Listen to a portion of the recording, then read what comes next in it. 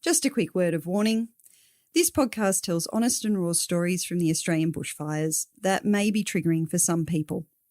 Please take care when listening to this podcast and stop if it makes you feel anxious or uncomfortable in any way. We recommend wearing headphones, especially if there are kids around. Always was, always will be. Aboriginal man. Always was, always will be. Aboriginal man. Has got to go. Hey, hey. Ho, ho. ScoMo has got to go. Hey, hey.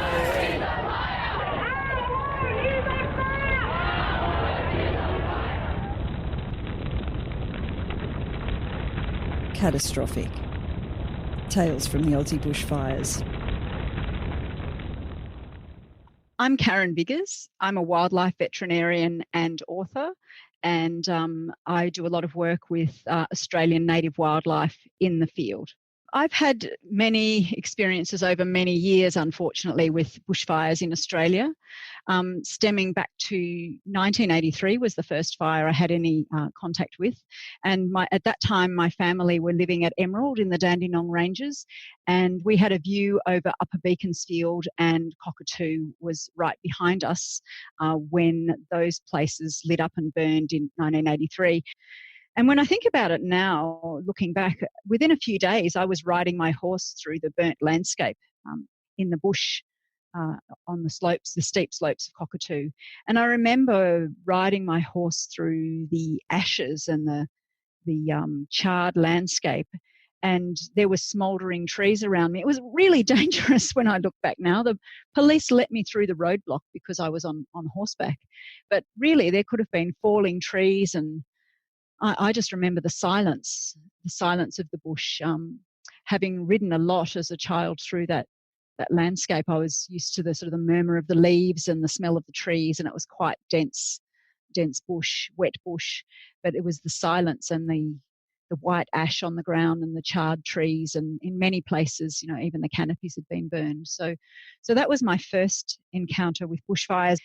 And then in 2003, I live in Canberra, and we were here when the bushfires burned from the Brindabella Ranges into Canberra. We had friends that lost property, lost their houses, lost their pets. The last two fire stories are possibly my most intense ones, I guess. In 2009, in the Black Saturday fires that burned so fiercely and ferociously in Victoria, my parents live on a farm in the Yarra Valley, which is quite close to Kinglake and Strath Creek and some of those areas that were completely incinerated. And my husband and I have worked extensively in the mountain ash forest up behind Healesville, around Marysville and those places as well. And on the night of the fires, it was really quite a hot day. I think it was about 35 in Canberra. But down in Melbourne, it was obscenely hot. It was 48 degrees that day in Melbourne. Mum and Dad have a property that's 85 acres and a vineyard in the Yarra Valley. It's really beautiful. There's the swimming pool overlooks the rolling hills. Anyway, there was about 5:30, my mum rang back and she said, "The fires are here." And I'm like, "What are you talking about?" She said, "They're here. What should I take?" They were, completely unprepared, no warning, really, no notification. And I said, "Well, I don't know. If you're going to go, then grab the photo albums and grab the dogs and go." And she said, "Oh, I've got to go. The fires are here." And then there was 5 hours in which we heard nothing. I think it's interesting. Victoria seems to do this. Massive areas seem to go up in a day, which was so different. I mean, Mallacoota went, and all their Gippsland went in pretty much a day as well in these fires that have just passed.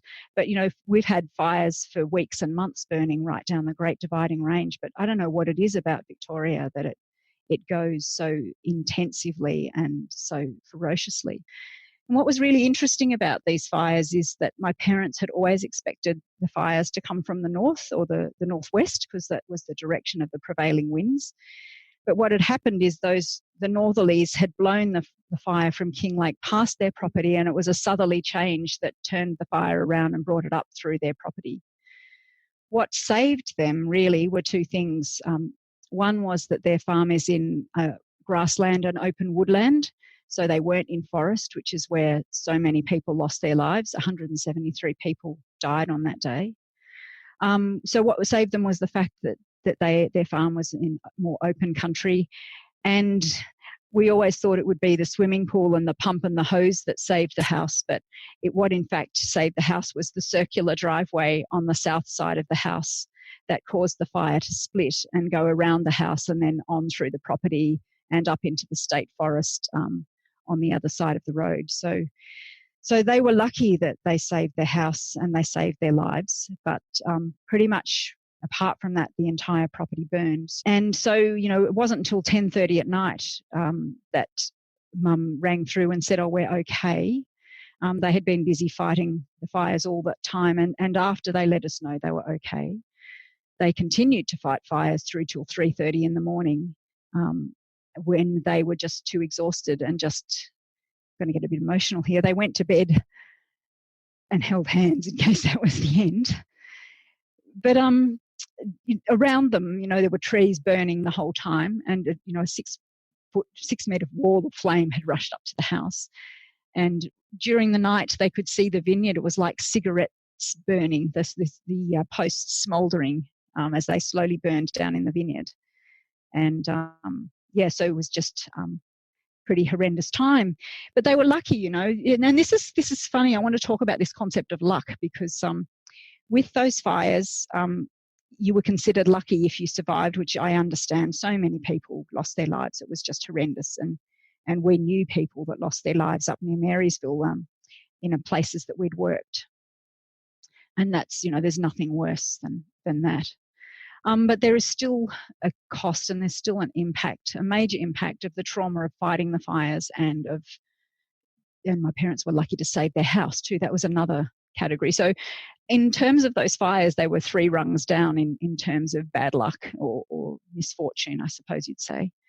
But, it still had a major, major impact and has taken a long time for them to recover. And I think I'm also a novelist and I haven't written about fires. And I think part of the reason I haven't written about fires is because those fires were just so costly in terms of human life and homes. And I felt, and everybody felt that my parents were lucky, unlucky to be burned, but lucky to have escaped with those important things intact. So I felt it might be trivialising the impact on others to try and fictionalise the fires. But at some stage I may do it. It's just in many ways still been too hard to go back. The thing that first strikes you apart from when you go into the fire zone is the smell of the burnt landscape. It's a really acrid, bitter, horrendous smell. And I'd experienced that before when I was helping my friends try to tidy up their farm after the 2003 fires. And so the positive thing was the incredible rallying of the community, of the whole of Australia, and their generosity of donating things to help in the period after the fires, and also the incredible community spirit of people that came out to help. But the other thing that was amazing in the recovery period over the months that followed was my mum is a real community person, and so she really rallied all the people around her and in the area, and they formed what they called a fire guard group, and created a communications tree so that, because there was no notification at the time, and so and I was terrified this year that they might burn again when the Victorian fires were raging across from East Gippsland. But they have in place now a whole community around response to fire, and they've had Mum organises events periodically, and they have visiting speakers, and they had, it was just fantastic. They were offered, Australia was so generous, they were offered access to counselling and all sorts of different groups that helped them in that recovery phase. And I really hope that the same sort of support for recovery is available for people this time as was available to my mum and dad and people in in those 2009 Black Saturday fires. I fear that the scale of the fires this time might mean that there just isn't the same reach, but I hope that there is, because I know Australians have been incredibly generous this time as well in donating money for that recovery period. But they had posts delivered to help rebuild fences, and then working bees, community working bees, not just our friends, but other groups of people that came in and helped to rebuild the fences so they could bring the cows back when some grass started to come through and that sort of thing. So it really was a big experience that I've kind of gone on with life and tucked it into the background. And of course, these more recent, these fires that we've experienced this year, 2019-20, starting way back in September, have brought a whole lot of things back up for me. And it's been a difficult time, hasn't it? I think everybody's been touched by them, and everybody's been moved and distressed. And knowing friends, so many friends this time that were under threat, and friends that have burned, like whose places have burned, like Sulari Gentle, who you've also interviewed. And as a veterinarian, I wanted to try and do something. We all feel powerless at times like this, don't we, in the cities, watching it all taking place and wondering what we can do, and experiencing the grief of knowing so much country's burning and so many animals dying.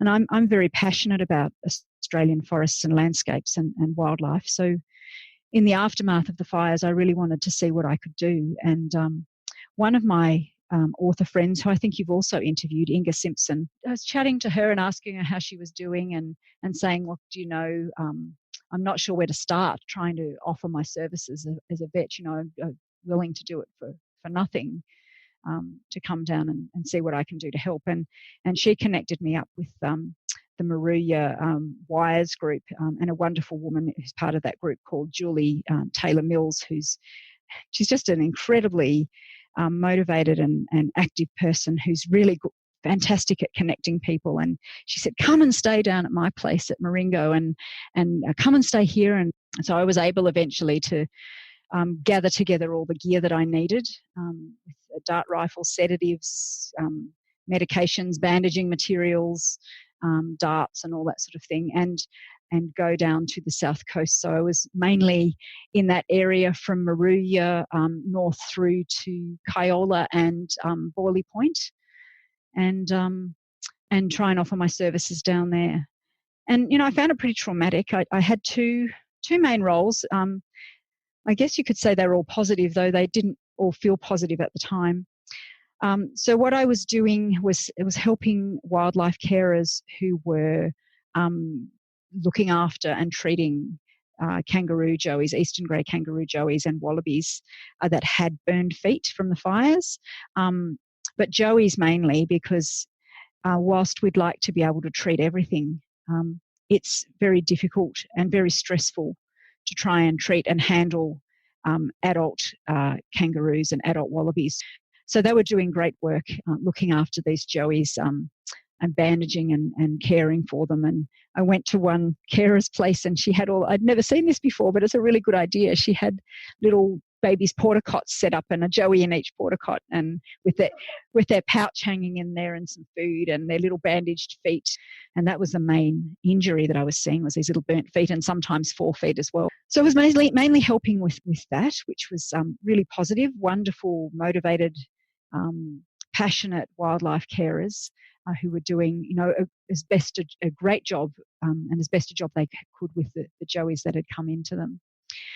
One of them, her own property had burnt, and they'd been lucky enough that some fire engines could come in and save the house, and a helicopter had come over, and fire had been in communication and said, is there anything else that you want to save other than the house? And she said, well, they had a big shed that they look after the joeys in. And she said, well, if you can save that, then I'll have somewhere to do my work afterwards. So a load of water was, I think, dumped on that, and it managed to escape the fires. So she had the infrastructure to do her rescue work, which was just amazing. The other work I was doing was going out onto some farms to help assess burnt assess surviving animals to see if they were okay or not. And I was coming in about 2 weeks after the fires had gone through in that area. So when I came in, it was really that 2-week window when burns were starting to get infected. And so it became clearer which animals were going to be okay and which animals weren't. They were pleased to have veterinary input to say, well, look, these animals are doing okay, but see these ones, they really need to be put down. I drove through a lot of forest as well. And I wasn't being entirely rational at the time, but I was thinking, I thought I'd see some live animals in here, but I didn't see many. I think most of the animals that were there would have been burned. And I didn't really even see evidence of any because the fires were very, very hot around there. So, those animals would have perished and burned, and same with many reptiles and things. There was some positivity as well in the time that I was there. So the area north of Bateman's Bay, so the Currowan fire when it first started was north of the King's Highway. Those areas it was a month after the fires that I was coming through there. And I was astounded to see that so many of the eucalypts were already starting to sprout epicormic growth up their trunks and branches.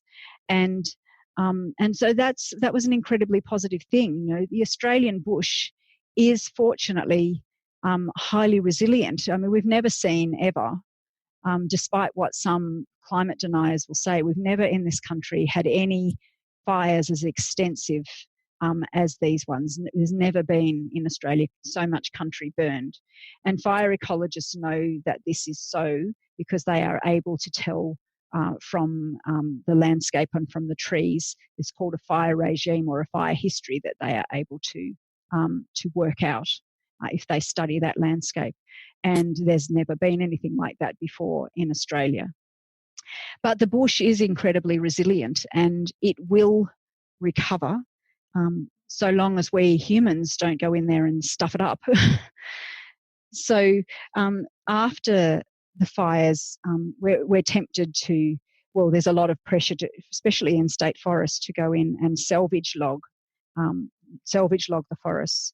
But my husband's a forest ecologist, and he's worked in the Victorian mountain ash forests for, I think it's 37 years now. And so he set up studies around the 2009 Black Saturday bushfires, not only in areas of national park, but also in state forests, to look at the recovery of the forest and the impacts of salvage logging. And they found massive, massive impacts of salvage logging on the recovery of the forest, on the soils, and on the forest wildlife and the ability of the system to rebound. And on the basis of that, the Victorian government has been of his findings, the Victorian government has been very reticent to go in and do any salvage logging because the science shows that it's not a sensible thing to do, and that the impacts of salvage logging can last for a minimum of 40 years, if not centuries, on the recovery of the landscape. So it really is nonsensical for us to be going in and salvage logging. I think it is actually New South Wales state forests have gone in and started salvage logging. But if you look at the science, it's uneconomic. Like the trees that they take out are worth nothing. They're worth next to nothing. And in fact, after the 2009 Black Saturday bushfires, a number of contractors in the Victorian forests went broke because there was no money to be made through salvage logging. So it really isn't a sensible thing to be doing, and we shouldn't be doing it. The other thing is that many animals have burned and died in these fires, and that's almost unfathomable when you think of the 1 to 2 billion animals lost of so many different species, and in that estimate there's many that weren't included as well, like of course not insects, not frogs, and I don't know if that included the birds and things as well. I think it might have. But what my husband's studies also showed is that even in intensively burned landscapes, a surprising number of animals actually do survive. And when you think about it, people think that the trees are all dead when they see them burnt and with no canopy. But when you think about trees and the way trees are structured, the inner parts of the trees can survive and often do. Some trees, of course, do die, but many, many trees will survive. And when you think about, if you know anything about the biology of botany, there's the xylem around the tree is where they pump the water, the tree pumps water up to its crown, to the leaves. That's like a layer of insulative water around the core of the tree. So this is why when a fire goes through, and if a canopy is burnt, the tops of the trees are burnt, the chemistry of the tree changes and tells the tree to throw out these epicormic growths so they can start to photosynthesize again. So if we leave the trees alone, most of them will recover.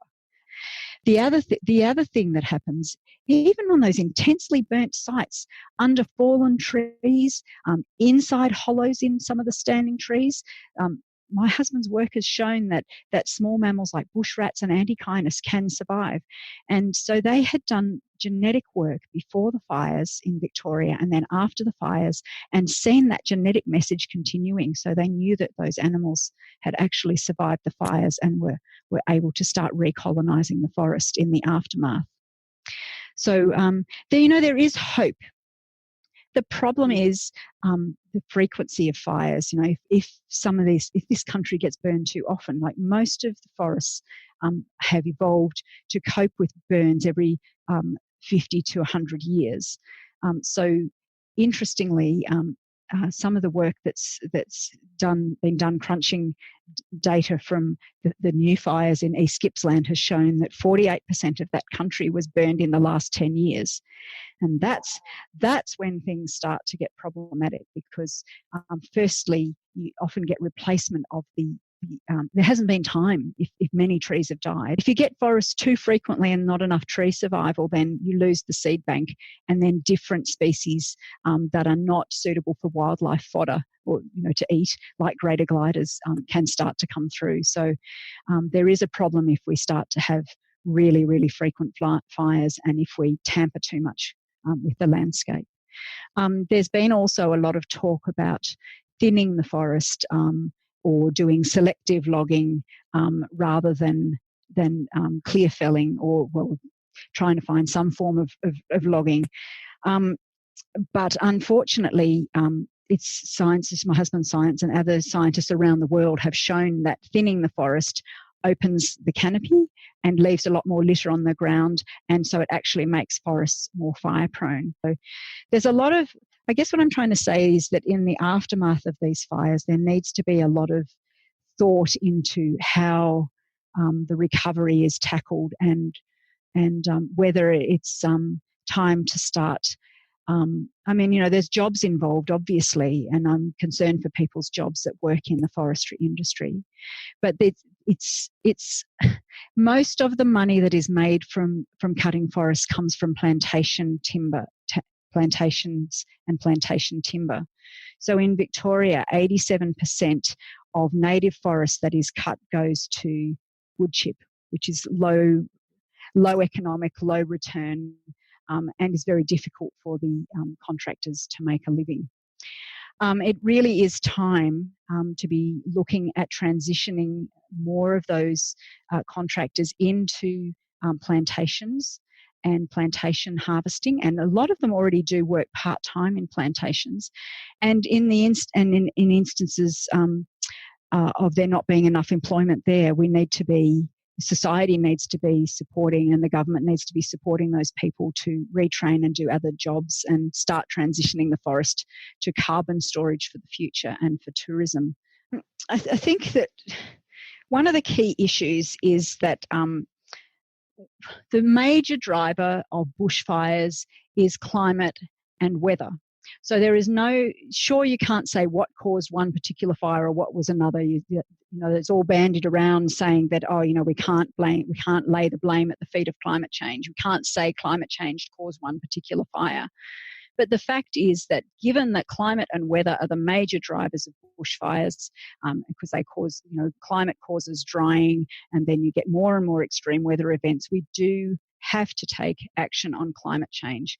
And climate denialism is just a convenient economic argument to avoid having to take the big decisions. I mean, they always talk about the fact that coal mining is going to provide, coal mining provides jobs. Well, there will be many, many new jobs in renewable energy. And it's known. I mean, it's been known and it's been shown. And it can be reliable with the battery storage that's now available. Our politicians do have to be making some of those decisions. Unfortunately, coal has a strangle grip on the government, and it seems to be that they're paralysed and are unable to or unwilling to listen to science and listen to arguments about how change needs to be made. We have, the climate. One of the things that my husband and I often say is, if you're sick and you have a medical illness, you go to a doctor and then to a specialist who will inform you how to recover from that illness and what to do. So when we are having issues with climate change and with burning and drying in the environment, you need to go to climate scientists to talk to them. No, you don't speak to a right-wing shock jock. A right-wing shock jock does not have the knowledge and the information or the evidence to back up what they are trying to say. You need to go to the people in science that know about climate change. I guess one of the difficulties is that we do have dissenting, a small handful of dissenting scientists out there who are happy to have airtime and to spread their views. But the overwhelming body of science, it's absolutely overwhelming.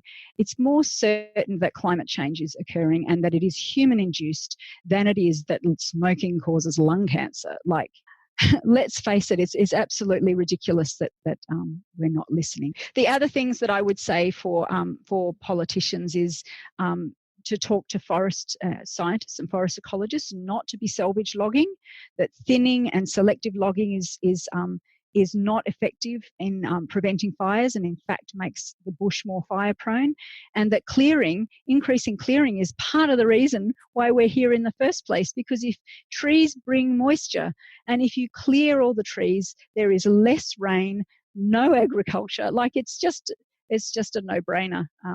The evidence is clearly there that we need to be conserving our natural places. And then, of course, it's hard to make change, and we talk about how expensive it's going to be. It's going to cost more the longer we leave it.